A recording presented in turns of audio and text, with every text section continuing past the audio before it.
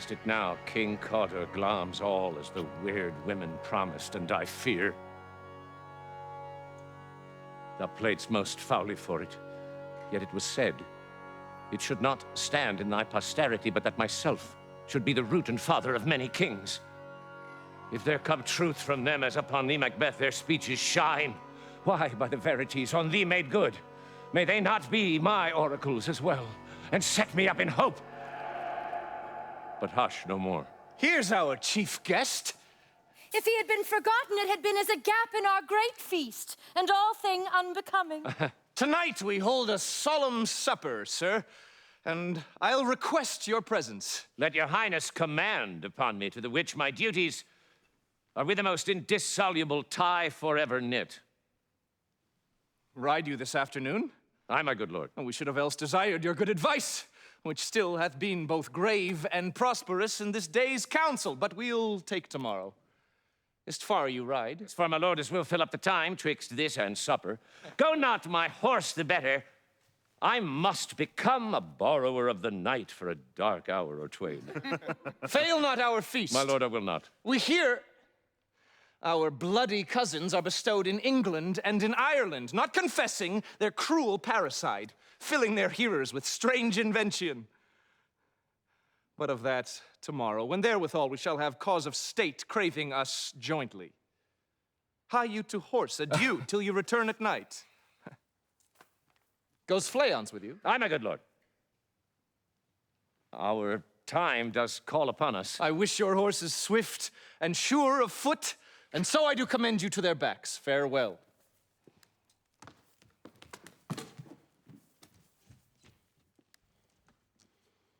Let every man be master of his time till 7 at night. To make society the sweeter welcome, we will keep ourself till supper time alone. While then, God be with you.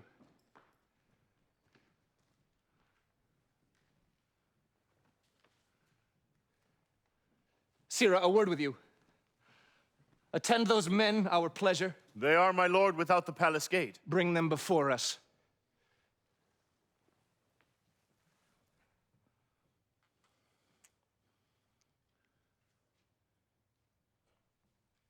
To be thus is nothing but to be safely thus. Our fears in Banquo stick deep, and in his royalty of nature reigns that which would be feared. 'Tis much he dares, and to that dauntless temper of his mind he hath a wisdom that doth guide his valor to act in safety. There is none but he, whose being I do fear. And under him, my genius is rebuked, as it is said Mark Antony's was by Caesar.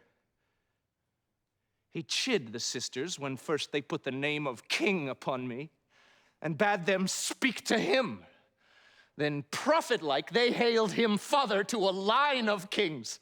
Upon my head they placed a fruitless crown and put a barren scepter in my grip, thence to be wrenched with an unlineal hand, no son of mine succeeding, if it be so. For Banquo's issue have I filed my mind.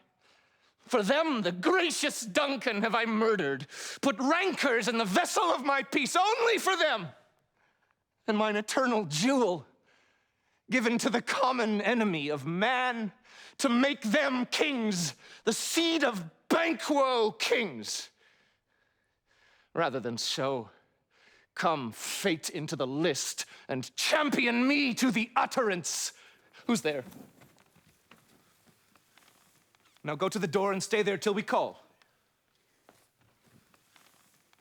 Was it not yesterday we spoke together? It was, so please your highness. Well then, now have you considered of our speeches? Know that it was he in the times past which held you so under fortune, which you had thought had been our innocent self. This I made good to you in our last conference. Passed in probation with you, how you were borne in hand, how crossed the instruments, who wrought with them, and all things else that might to half a soul and to a notion crazed say, thus did Banquo. You made it known to us. I did so, and went further, which is now our point of second meeting. Do you find your patience so predominant in your nature that you can let this go? Are you so gospeled to pray for this good man and for his issue, whose heavy hand hath bowed you to the grave and beggared yours forever? We are men, my liege. Aye, in the catalogue ye go for men. As hounds and greyhounds, mongrels, spaniels, curs, choughs, water rugs, and demi-wolves are clept all by the name of dogs. The valued file distinguishes the swift, the slow, the subtle, the housekeeper, the hunter, everyone according to the gifts which bounteous nature hath in him closed, whereby he does receive particular addition from the bill that writes them all alike. And so of men. Now, if you have a station in the file, not in the worst rank of manhood, say it, and I will put that business in your bosoms, whose execution takes your enemy off, grapples you to the heart and love of us, who wear our health but sickly in his life, which in his death were perfect. I am one, my liege, whom the vile blows and buffets of the world hath so incensed that I am reckless what I do, to spite the world. And I another, so weary with disasters, tugged with fortune, that I would set my life on any chance to mend it, or be rid on it. Both of you know Banquo was your enemy. True, my lord. So is he mine. And in such bloody distance that every minute of his being thrusts against my nearest of life. And though I could, with bare-faced power, sweep him from my sight, and bid my will avouch it, yet I must not. For certain friends that are both his and mine, whose loves I may not drop, but wail his fall, who I myself struck down. And thence it is that I to your assistance do make love, masking the business from the common eye for sundry weighty reasons. We shall, my lord, perform what you command us. Though our lives... Your spirits shine through you. Within this hour, at most, I will advise you where to plant yourselves. Acquaint you with the perfect spy of the time, the moment on't, for it must be done tonight, and something from the palace. Always thought that I require a clearness. And with him, to leave no rubs nor botches in the work, Fleance, his son that keeps him company, whose absence is no less material to me than is his father's, must embrace the fate of that dark hour. Resolve yourselves apart, I'll come to you anon. We are resolved, my lord. Abide within, I'll call upon you straight. It is concluded.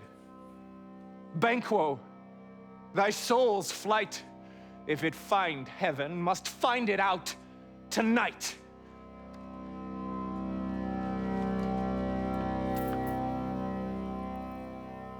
Is Banquo gone from court? Aye, madam, but returns again tonight. Say to the king I would attend his leisure for a few words. Madam, I will. Not had, all spent, where our desire is got without content. 'Tis safer to be that which we destroy than by destruction dwell in doubtful joy.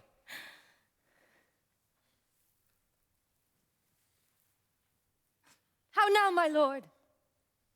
Why do you keep alone? Of sorriest fancies your companions making, using those thoughts which should indeed have died with them they think on.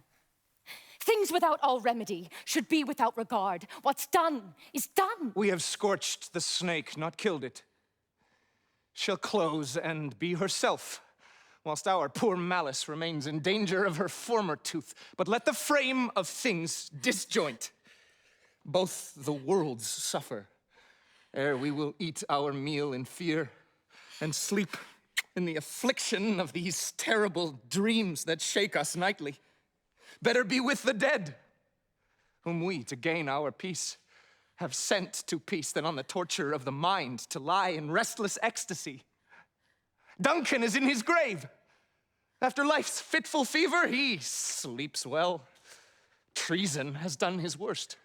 Nor steel, nor poison, malice domestic, foreign levy, nothing can touch him further. Come on. Gentle, my lord. Sleek o'er your rugged looks. Be bright and jovial among your guests tonight. So shall I, love. And so I pray, be you. Let your remembrance apply to Banquo. Present him eminence, both with eye and tongue.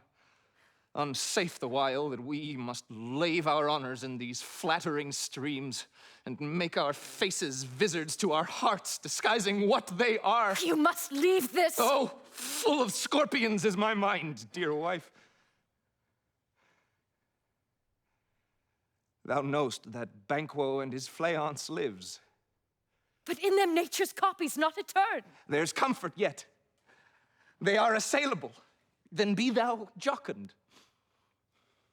Ere the bat hath flown his cloistered flight, ere to black Hecate's summons the shard-born beetle with his drowsy hums hath rung night's yawning peal, there shall be done a deed of dreadful note. What's to be done? Be innocent of the knowledge, dearest Chuck, till thou applaud the deed.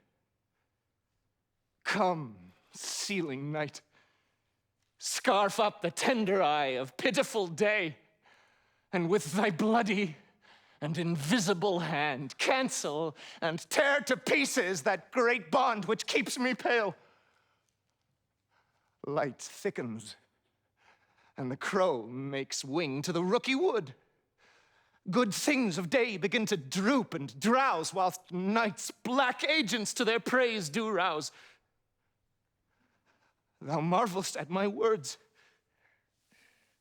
but hold thee still. Things bad, begun, make strong themselves by ill. So prithee, go with me.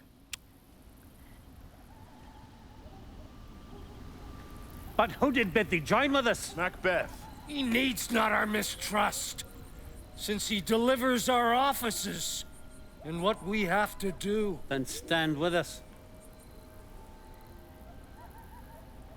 The west yet glimmers with some streaks of day. Now spurs the lated traveler apace to gain the timely inn. And near approaches the subject of our watch. Hark! I hear horses. Give us a light there, ho! Then 'tis he. The rest that are within the note of expectation already are in the court. His horses go about. Almost a mile, but he does usually. So all men do. From hence to the palace gate make it their A walk. light! A light! 'Tis he. Stand to it. Will be rain tonight. Let it come down!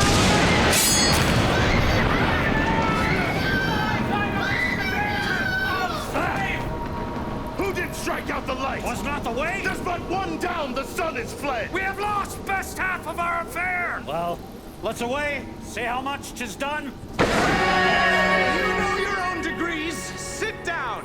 At first and last, the hearty welcome. Thanks, Your Majesty. Ourself will mingle with society and play the humble host.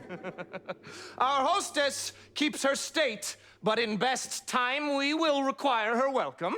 Pronounce it for me, sir, to all our friends. For my heart speaks. They are welcome. My lady. See, they encounter thee with their hearts' thanks. Both sides are even. Here I'll sit in the midst. Be large in mirth. Anon we'll drink a measure, the table round. There's blood upon thy face. His Banquo's then. 'Tis better thee without than he within. Is he dispatched? Ah, my lord, his throat is cut. That I did for him. Thou art the best of the cutthroats. Yet he's good that did the like for Fleance. If thou didst it, thou art the nonpareil. Most royal, sir. Fleance escaped. Then comes my fit again.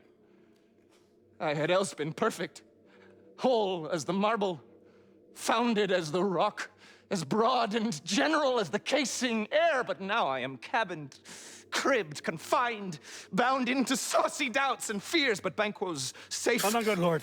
Safe in a ditch he bides with 20 trenchant gashes in his head, the least a death to nature. Thanks for that.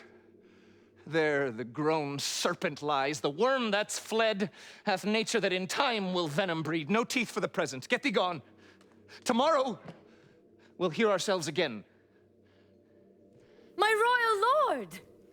You do not give the cheer! The feast is sold that is not often vouched and given with welcome. Sweet remembrance, sir. Now, good digestion, wait on appetite, and health on both. Health on both! May it please your highness, sit. Here had we now our country's honor roofed were the graced person of our Banquo present, who may I rather challenge for unkindness than pity for mischance. His absence, sir, lays blame upon his promise.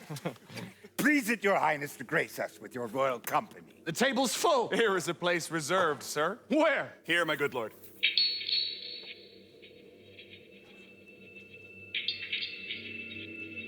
What is't that moves your highness? Which of you have done this? What, my lord? Thou canst not say I did it. Never shake thy gory locks at me! Gentlemen, rise. His highness is not well. Settle, worthy friend. My lord is often thus, and hath been from his youth. Pray you keep seat. The fit is momentary. Upon a thought he will again be well. If much you note him, you shall offend him and extend his passion. Feed and regard him not. Are you a man? Aye, and a bold one that dare look on that which might appall the devil. Oh, proper stuff. This is the very painting of your fear. This is the air-drawn dagger which you said led you to Duncan. Oh, these flaws and starts. Impostors to true fear would well become a woman's story at a winter's fire, authorized by her grandam. Shame itself. Why do you make such faces? When all's done, you look but on a stool. Prithee, see there! Behold, look! Lo, how say you? Why, what care I? If thou canst nod, speak too! If charnel houses and our graves must send those that we bury back, our monuments shall be the maws of kites! Quite unmanned in folly.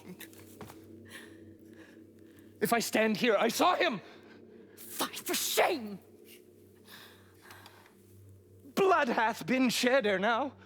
In the olden time, ere humane statute purged the gentle wheel. Aye, and since too, murders have been performed too terrible for the ear.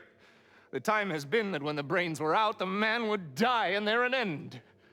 But now they rise again, with 20 mortal murders on their crowns, and push us from our stools. This is more strange than such a murder is. My worthy lord! Your noble friends do lack you. I do forget. Do not muse at me, my most worthy friends. I have a strange infirmity, which is nothing to those that know me. Come, love and health to all. And then I'll sit down. Give me some wine. Fill full. I drink to the general joy of the whole table, and to our dear friend Banquo, whom we miss. Would he were here! To all and him we thirst, and all to all! Our duties and the pledge! Avaunt, and quit my sight! Let the earth hide thee. Thy bones are marrowless. Thy blood is cold. Thou hast no speculation in those eyes which thou dost glare with. Think of this, good peers, but as a thing of custom. 'Tis no other, only it spoils the pleasure of the dime. What man dare? I dare. Take any shape but that, and my firm nerve shall never tremble, or be alive again. And dare me to the desert with thy sword. If trembling I inhabit, then protest me the baby of a girl. Hence, horrible shadow! Unreal mockery! Hence!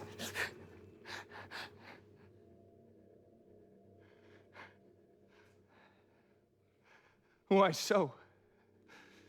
Being gone, I am a man again. Pray you stay still! You have displaced the mirth. Broke the good meeting with most admired disorder. Can such things be? And overcome us like a summer's cloud without our special wonder? You make me strange, even to the disposition that I owe, when now I think you can behold such sights and keep the natural ruby of your cheeks when mine is blanched with fear. What sights, my lord? My lord! The way you speak not, he grows worse and worse. Question enrages him. At once, good night. Stand not upon the order of your going, but go at once! Good night, and better health attend his majesty. A kind good night to all.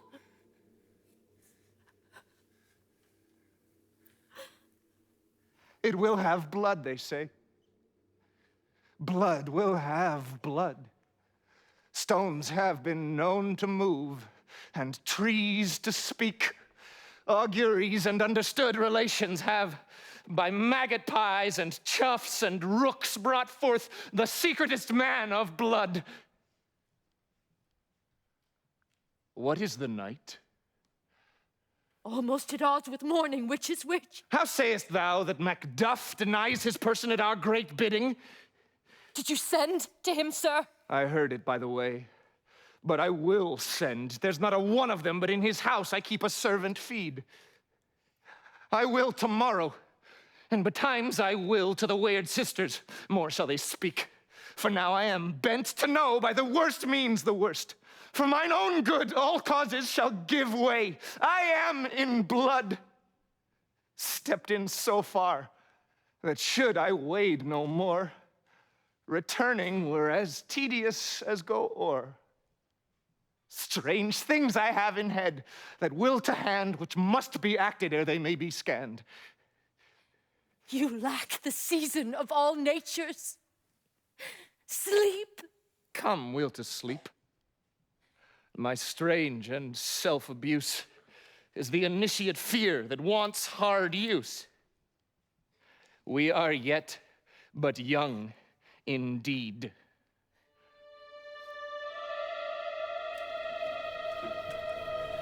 Things have been strangely born.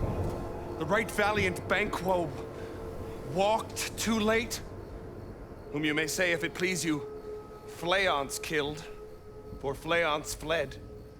Men must not walk too late. And now I hear Macduff lives in disgrace because he failed his presence at the tyrant's feast. Sir, can you tell where he bestows himself? The son of Duncan lives in the English court. Thither Macduff is gone, to pray holy King Edward for his aid to wake Northumberland and warlike Seward, that by the help of these we may again sleep our nights free from bloody knives. And this report has so exasperate Macbeth that he prepares for some attempt of war. Some holy angel fly to the court of England and unfold his message ere Macduff come, that a swift blessing may soon return to this, our suffering country, under a hand accursed. I'll send my prayers with him.